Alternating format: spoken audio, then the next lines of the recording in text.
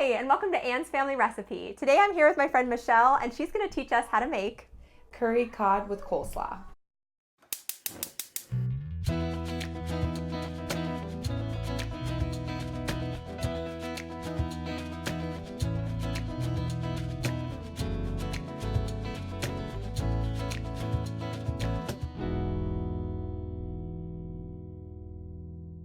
So my husband Sean is in a band with his friend Adam, and this is Adam's wife Michelle. So we just recently met, and she is a delightful woman and also a wealth of knowledge about food and health. What is your background exactly? So I'm an acupuncturist. I own Wind in the Willows Acupuncture in Pittsburgh. So I have a Master's of Science of Oriental Medicine. Okay. I'm a board certified licensed acupuncturist. Mm-hmm. A lot of that we do diet and lifestyle is a big thing that I do with my patients, because we can do acupuncture every week, but when you are changing the way that you live and eat, you can really see significant differences. So we've been talking about this all day. I don't know if you can hear in the background, Michelle has 4 boys and I have 4 kids, as you may know. So there are 8 children running around like crazy. But Michelle and I have been hanging out all afternoon talking about just my health problems and people's health problems, and the easiest ways to fix them are fixing the gut. Yes. And just changing your diet. It's not about medicine necessarily. It kind of just starts on your plate. Right. Almost all disease starts from the gut. So that was actually a famous quote from Hippocrates, and how right he was thousands of years ago, that really all disease starts in the gut. So having a good, healthy diet is one of the best ways to prevent and treat a lot of illnesses. So. Yeah, and I think just being that it's January, the start of a new year, I think a lot of people kind of take a second look at what they're eating, their healthy living choices, their lifestyle choices. So I thought today would be the perfect day to share a healthy recipe. So the first thing we're going to work on is the rice. You can do the dish without rice. If you want to use rice, then I actually suggest white basmati rice is a rice with the least amount of lectins in it, which is something that can be irritating to the gut, or if somebody has any issues, autoimmune issues or things like that, you might want to just stay entirely grain-free and just avoid this altogether. But if you're going to use it, actually, surprisingly and contrary to what we've been told for so long, white rice has the least amount of lectins, and so it can be the least irritating. Okay. And so I just suggest using white rice, and white basmati rice in particular is the best for that. This is kind of a side note here, but I think every ingredient that we're using today is from Aldi. Yes. And the basmati rice, which I don't have today, I just have a regular long grain white rice, but I think I've seen basmati rice at Aldi too. I get it there. So great prices, mostly organic products that we're using here today.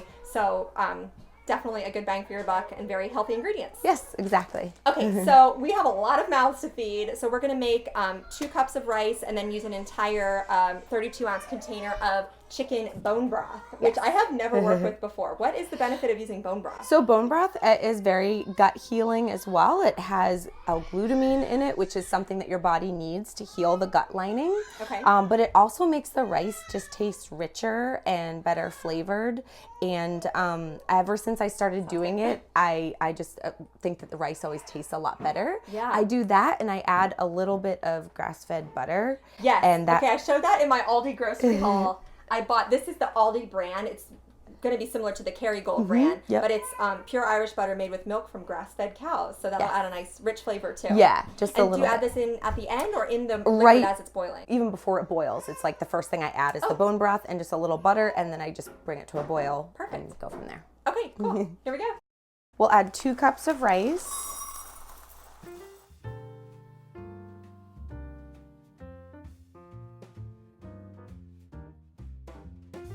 4 cups of bone broth.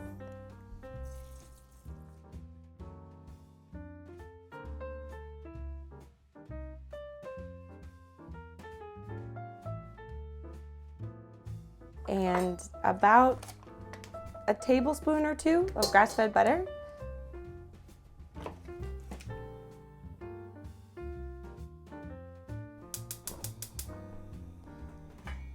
Put the cover on and bring it to a boil. Once it's to a boil, you just turn it down to low and let it simmer for about 15 to 20 minutes.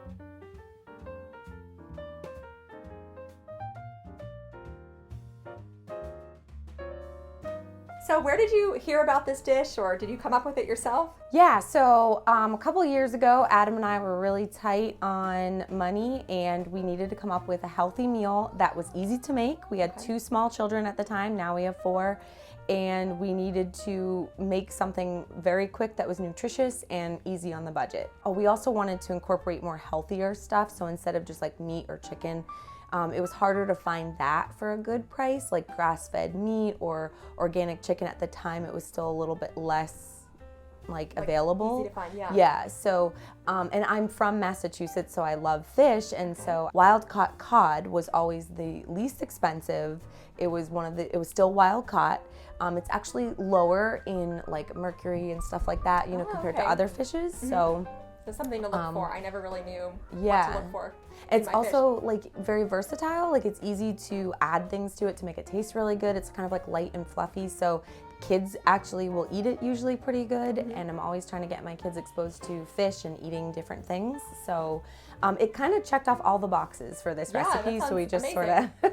This dish is incredible. Michelle's made it for me before, and there's so few ingredients, but it has so much flavor. Super simple to put together. So I think next we're gonna prep the fish. Yes. Okay, so I'm going to use about 3/4 of a cup of organic unrefined coconut oil. You can also find this at Aldi. You always want it to be unrefined. It just means that it hasn't been hydrogenated or messed with, which is what makes it unhealthy for you. If it's organic and unrefined, non-GMO, coconut oil can be a very healthy, saturated fat, very healthy oil for you. So I'm going to use about 3/4 of a cup. Just put it in the bottom of this cast iron pan. You can always rub it in if you get a little extra on you, because coconut oil is just a natural good moisturizer. Next, we're going to use curry powder. We also got this at Aldi. This one smells nice and sweet, which is good. Sometimes you can get hot curries, but for a family or little kids, sweet curries always go over better. I totally agree with you, Michelle, about that, because we've bought some curry powders, which is actually a mixture of a bunch of different spices, and some of them can be super hot and spicy, which then it's not as appealing to kids, of which you can hear some in the background right now. But this one, this I found at Aldi. Unfortunately, they don't carry it all the time, but you might just want to kind of test your curry powder before you dump a whole bunch into your dish, because it can definitely make or break it on the spicy level, I think. How much of this are you going to use? I usually use about like 1 to 2 tablespoons. Okay. It's almost like you can't go wrong. The more you add in, it'll be fine. I would say this is about 2 tablespoons we're going to use now, though. Okay, perfect. Okay, so we'll just dump that right in. And is the heat on yet or not yet? It is not, which you can totally get it set. Let's get that set on right now. Okay, so you want to have that on medium low, and once it's melted, the curry will just sort of sit in there, and you can place the cod fillets right in there. Okay, so we have about a pound to maybe a pound and a quarter of boneless, skinless cod fillets.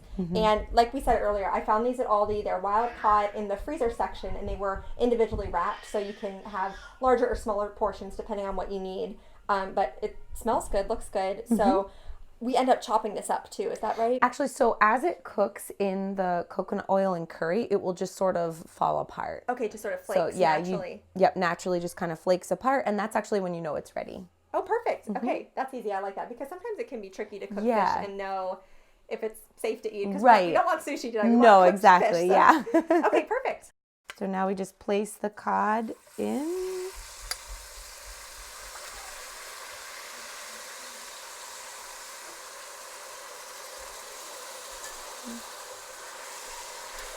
I like to use a wooden spoon with the cast iron pan. Basically, it's a safer utensil to use. Other ones can scratch the lining. You just don't really want to use plastic ones, because they can, when they're heated up, it can just become dangerous with toxins and stuff. So I just always use wooden spoons or stainless steel. But when I'm using a cast iron, I just always use wooden. Okay, so the next thing we're going to work on is our coleslaw, and I just bought a bag coleslaw mix. Is that okay with you? You can easily buy this, and when you have a family and a lot of kids, that's a great option. If you're really concerned about things being organic, you can always just buy the organic cabbage and organic carrots, and you can grate the carrot in. How much of this should we use? I would use that whole thing. Okay, for so we're going to dump this in. Yeah. Oh, and one thing we wanted to talk about is that today we're making kind of a bowl out of the curried fish, but you can also make these into tacos. Yes. Right? Yeah, they do excellent with tacos. Do you like flour or corn tortillas when you make these? So it totally depends. They're both kind of considered like inflammatory. So if you, again, either one, but you know, you can really use whatever you want. So I've kind of gotten more away from using them over the years as I've learned more about nutrition, but if you like them, whatever your choice is. Yeah, and it's super good. Just the fish alone with the coleslaw and then even over a small bed of rice. Yep. It's so delicious. I do this all the time, but I chose a bowl that is not large enough for our mixture, so I'm actually going to swap out for a larger bowl and then we'll come back and season up our coleslaw. So for the dressing, we're going to start with some mayonnaise. And I just had some real mayo in my fridge, and you can see it's basically filled to the top, so I didn't want to buy anything else. But Michelle had told me that preferably you would use like maybe an avocado oil-based mayo, healthier fats. Yep. And you said you even make your own mayonnaise? Yeah, it's actually really easy to make. If you get like a big, just like a mason jar, and you use about a cup of avocado oil, and then there's like a raw egg, and I think there's like mustard, dry mustard, salt and pepper, and then use an immersion blender. And in about a minute, it's like, it just immediately becomes, it's actually really cool, tastes delicious, and instead of having any inflammatory fats like soybean oil, which is totally fine. Well, so I definitely still have it from time to time too, but if you're trying to avoid it, or if there's any health concerns and you're being a little more strict, it's very easy to make your own. Okay. And it's that's delicious. Awesome. Okay, I'm probably going to try that on this channel sometime too. That sounds amazing. So I'm going to hand this off to you because I'm not sure of the measurements, but mayonnaise. All right. So, and I always kind of guesstimate. Well, I am going to say it's probably about a cup that you use. Okay. It's a decent amount. Yeah, I mean, we use the full bag of coleslaw mix. Yeah. So we're making a lot of salad here. So I'll just kind of guess with that. Yeah, but it's about a cup. Add more later if we need to. Okay, cool. And then what's over there? Then you do a tablespoon of sugar. Perfect. A tablespoon of vinegar. You can use white distilled, or this is or organic apple cider vinegar. Yeah, it comes out of that bottle really slow. I don't know why they put that kind of top on, but it's good, nice and tangy. Yes, and then you use some salt. I always prefer like Himalayan Pink salt, just because it actually does have 84 minerals, trace minerals, which is how salt is typically found in nature. Okay. It's surrounded by trace minerals. So when your body has salt in its natural form, it doesn't have to leach those trace minerals from your body in order to process the salt. Whereas when you have just plain white salt, it actually has to draw all of those trace minerals out of your body to process the salt, and that's why it becomes unhealthy for you. Okay. But salt itself is actually very good for you. It's essential, like for all sorts of things in the body. So having a good, healthy salt in its more natural form is just a better way to have salt and cook with it. So. Okay, well, I will continue to use this giant grinder from my mother-in-law. You will get used to it.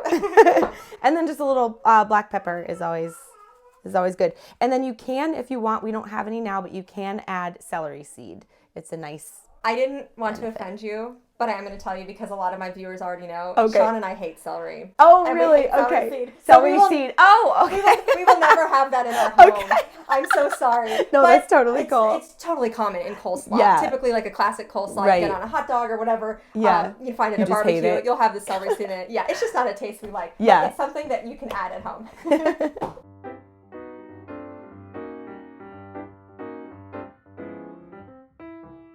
So you can see how it just breaks easily apart once it's ready. And that's really a sign that the fish is doing really good. You can turn it all the way down to low if you're not totally ready to start eating yet.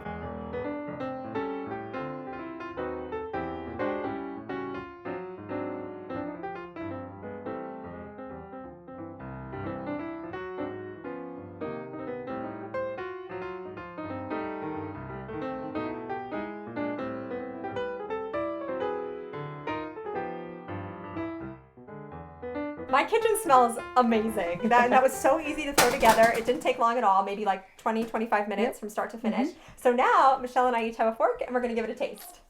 All right. Get a little bit of everything. I love this dish.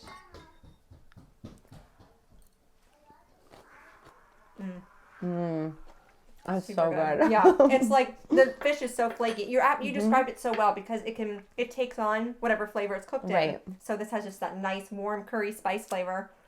And I love the crunch from the coleslaw. Yeah, it's a perfect awesome. combination, and it's nice and buttery. I am super proud. I'm gonna have to use bone broth and that little bit of grass-fed butter with my rice from now on because this is the fluffiest rice I've ever made, and it just started with the basic long grain white rice.